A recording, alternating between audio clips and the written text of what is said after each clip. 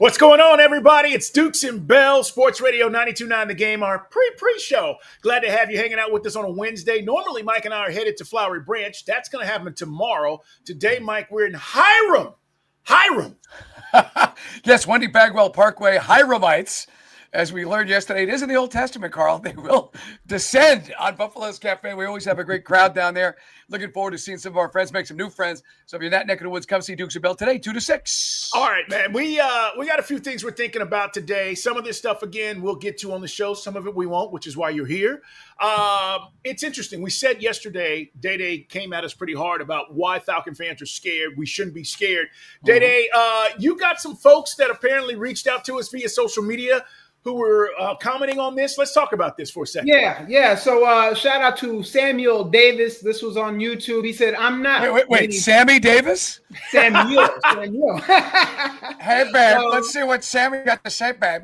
Yeah, but he says he's not scared. He said, name me one team in the NFL that the Falcons should be scared of. Simply put, there's no dominant team in the NFL. Is he right? Okay. Maybe if you said one game winner take all situation circumstances, there are quarterbacks that we trust more right now than Michael Penix just because of experience, right? Right. If you were playing Patrick Mahomes, one game winner take all, everybody's leaning Chiefs, right or wrong. Play the Eagles, everybody's leaning Eagles. So I don't disagree with him. I think any given Sunday, Mike, we've seen it time and time again. As a matter of fact, the Eagles are still tripping about A.J. Brown and his usage and all this stuff. So everybody's got stuff they're working through. Right. But I would say, yes, fundamentally I agree with him, but I also disagree with him in the sense that there are teams who have been there and done that. And if you were going to tell me, hey, it's a must-win for the Bills this Sunday, everybody would be leaning Bills. I just don't think that's the situation. They lost. They're pissed off. They're going to come in here trying to get right. But we're trying to build too. And so who wills themselves to a W? I don't think he's wrong, but I also think there's probably a little bit of both in there. By the way, sidebar, we'll get into it today, 4th and 1. We talk NFL at 3 o'clock. Eagles did have like a sidebar confab between Saquon Barkley, Jalen Hurts, and A.J. Brown. They were trying to downplay it as if they're trying to straighten him out, but it did make the news up in Philly. But yeah, going on the road to Philly, that'd be a tough one for us. Going to Detroit would be a tough one. Even though they're kind of a work in progress. I just think that, there's some teams I would feel more confident about. But Carl's right. The Bills have shown you can run the football on them. I think we've got a strength, which is running the football. I think, as long as our special teams don't screw it up, that Josh Allen's going to get his. There's going to be some plays he's going to create with his legs. He's going to run over, around, or through somebody. But I think we can make as many plays with our skill position guys. And Penix Jr.'s the ability to drop dimes, Carl. I think we could score against Buffalo. I know some people feel, and Dave Archer brought this up yesterday, we are the teams that hold the ball the longest, have the most time at possession. So possessions and scoring, Carl, may be at a premium. So we will have to score when we get the ball. That's another part of it. Yeah, and turnovers. Because if you're limiting possessions, you turn it over. Now that gives one of these teams an extra possession. That becomes a bigger deal. It sounds silly, but if you're telling me the Falcons are only going to see the ball 7 times in this game, right? 3 in the first half, 4 in the second, and now you get a turnover.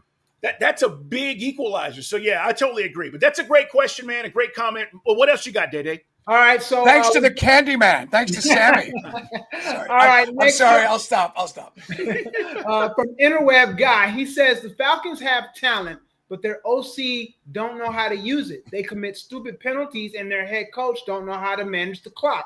Oh. Falcons choke in national television. Hey. Bet the farm on the Bills. Bet the farm? Okay. I think everybody bet the farm last week on the Bills against the Patriots. Slow your roll. I get it. The criticism is fair based on a few situations that happened last year. We complained about it. Our owner complained about it. To the head coach. We feel a lot better about this heading into this season. Got a lot of season left. But I understand what you're talking about with the clock stuff. Okay, fine. The OC had to bounce back, Mike, against the Commanders in a way that we needed to see this offense be more complete. I thought he did that. And, guys, I don't know. We can't judge Zac Robinson on one game like Carolina and then on one game like the Commanders. It's somewhere, in between. We got to give him more time to show us that he's capable of doing this consistently. But I'll tell you this, I'd rather have Zac Robinson right now than that damn idiot down there in Miami and Mike McDaniel. It's not even close. So I get the criticism, but I would tell you, let's give it a little bit more time on that. By the way, what's this clown's name? I'm sorry, what's this person's name? Interweb guy. That's how he's not giving us a real name. Well, interweb guy, try Googling, because some of this information is at your fingertips. You can Google penalty by team. Falcons are the second least penalized team, Carl, right now in the National Football League. Only the Steelers have got less penalties. Buffalo, conversely, I just looked it up, is 16th in penalty yards. So we're not even, when the mistakes we make is basically in play calling. When we have had penalties, yes, they can be critical time, Carl, but overall, we are one of the second least penalized teams in the NFL. So, sorry, dude, you're off point. Now, Zach and what he does on the sideline, why we didn't start the season with a coach on the sideline, why the special teams coaching isn't better, why they're not a better unit. I know some teams are struggling. No one understands the new rule. It seems like special teams coaches, Carl, don't understand how to get their guys in position. And this is not just us. This is league-wide. A lot of people are getting big kick returns, but we've got to stop that because we can't be setting Josh Allen up at the 45. I agree. Yeah. All right, well, that's all we got on comments. We do have some live ones now. Shout out to Quiet Place Prayers saying they love the show, guys. And then also AT thought that me reading that comment about the last comment was kind of wild. But, hey, this is why we do this, right? Give everybody the opportunity to feel, be a part of the show in some form or fashion. Yeah, no doubt. And if you reach out and we don't get to some of the stuff that you want us to address, we will try to read it on the show and try to address it on the show. Sometimes we have enough time to do that, but make sure you guys are interacting, man, because we do love that. And to be honest with you, man, we're all in this together. We tell you this all the time. Like, we all can fight amongst ourselves. Somebody else, talking bad about our team, that's like family, right? Screw them. We can talk bad about our team because we know what's really going on. All right, let's shift gears, man. It's Dukes and Bell. This is our pre-show, guys, as we talk about some of the things we're going to get to today. Again, out in Hiram today at Buffalo's Café. Dogs and Georgia Tech have big games this weekend. And here's the cool thing. I just embrace this for a second. Both are ranked in the top 15, right? That's cool. It's been a while since Georgia's been doing this. Georgia Tech, man, they're relevant. And so it's cool for the city. It's cool for Georgia to just see that going on right now. But with that said, Mike, let's talk about this Auburn game. If I'm Auburn, I'm coming in and I'm throwing the ball around the yard. Georgia's 86th in pass defense. You just heard Kirby yesterday on the show talk about the secondary is a work in progress. No head coach wants to admit that, but Kirby's keeping it real with you. He's telling you, This is why we've given up some of these big plays. I'm studying what Tennessee did and how they attacked Georgia, and I'm coming in with these big wide receivers, and I'm trying to air it out a little bit to scare Georgia early in this game. Doesn't mean that Auburn won't run the ball because they will do that. But I just think this is one of their weakest spots. And then who the hell's playing offensive line? Have you guys seen the old line is like hurt. Those are my concerns about this Auburn game, Mike, and they're big. It's a good physical offensive line and defensive line for Auburn. I would say that Jackson Arnold doesn't necessarily scare you, but with Georgia's offensive line going up against a team that, look, Auburn got screwed against Oklahoma. The refs completed a screw job on that. They did not embarrass themselves. Speaking of it, physical, there's one of the most physical teams in the SEC. I know they didn't finish strong last year, but Mike Elko, Carl, and the Aggies, and that was 16-10 on the road in College Station. So if Georgia thinks this is going to, I don't think Georgia thinks it's going to be a cakewalk, but if fans feel that Georgia's going to win their ninth straight game against Auburn under the lights at Jordan-Hare on a night when they honor Cam Newton, that's a lot. It could be a lot of juju over there on the plains. So it's a scary game. Auburn, by the way, is in the middle of a schedule run that nobody in college football can touch. Georgia is a close second. I mean, there's no let up other than the bye week before the cocktail party. And all of a sudden, the Florida Gators defense shows you how real they are. So getting back to Auburn, are they going to dial up the blitz? Are they going to keep it in the zone? How aggressive are they going to be? Because we've talked about Gunnar Stockton, and I looked at a lot of video breakdowns, a lot of guys, you can go find these online, where he's missing things, where Mike Bobo, who I kill all the time, I can't kill him, Carl. Bobo is scheming their skill position guys open, and Gunner's not seeing it in real time. Look, Ike's open behind me. But anyway, go see those receivers and hit them. And, of course, Carl, avoid that slow start. You get a slow start in Auburn, game over. Auburn, by the way, is giving up about 28% in the country on third downs defensively. What I'm telling you is they get off the field. Right. They don't allow opponents to convert. And to Mike's point, they've already seen some high-quality SEC offenses. 12th in defensive third down percentage in the country. That's big. So if you're getting Georgia off the field, and again, Mike, I'm with you about Jackson Arnold, but I'll say this. What dog fan was scared of Aguilar? Right. None of you. Right. When they went to play Tennessee, you went, App State, this guy hadn't done a damn thing. And then he's throwing it around like, holy crap, he's, Terry Bradshaw out there.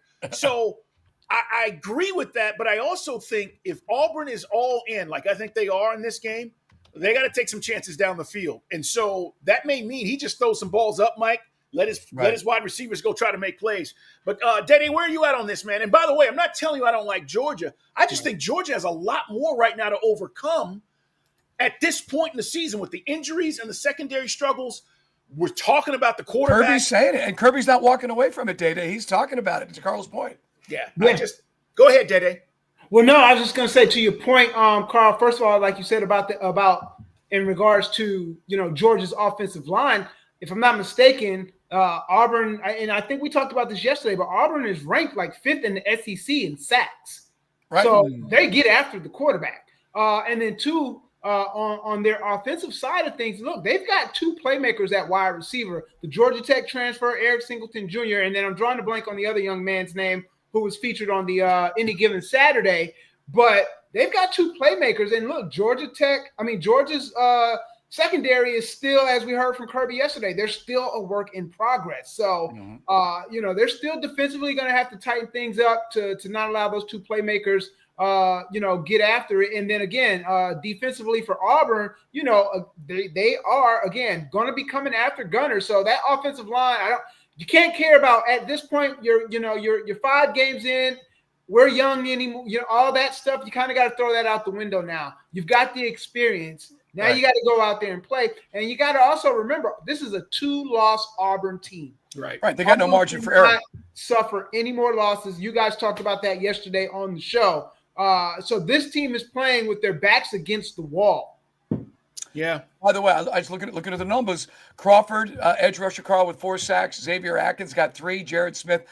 It kind of, I'm not saying it's a kind of defense you'd like to put on Georgia's side of the ball. We're waiting to see Georgia's young guys kind of evolve. And Georgia's playmakers, where are they? I mean, this is a young defense. We knew it was going to be a younger team. That's why we think maybe the ceiling for Georgia, the reality check here is what Kirby was talking about in his weekly press conference. So either way, going to be a tough matchup. More on this today was we continue to break down this game. It should be interesting, though, but we're trying to give you all the angles, guys, as we get ready for a big weekend. Georgia Tech, by the way, taking on Virginia Tech. Virginia Tech fired their coach. Georgia Tech at home, 14.5-point favorite. It's a lot. No slip-ups. But they're at home. Right. This isn't on the road being a 14.5-point favorite, and they had a bye week. So got some rest. Haynes King, hopefully you rested your body. Ice up, son, and maybe he's ready to do it again. But, Mike, you got to love Tech in this spot, man. I just think, again, whether they cover, and our official picks will be on Friday, by the way. We'll get back to picking games as we do on the show. But I like Tech just across the board. Like, They're better. Virginia Tech's got too much drama going on. Like, I just like Tech here.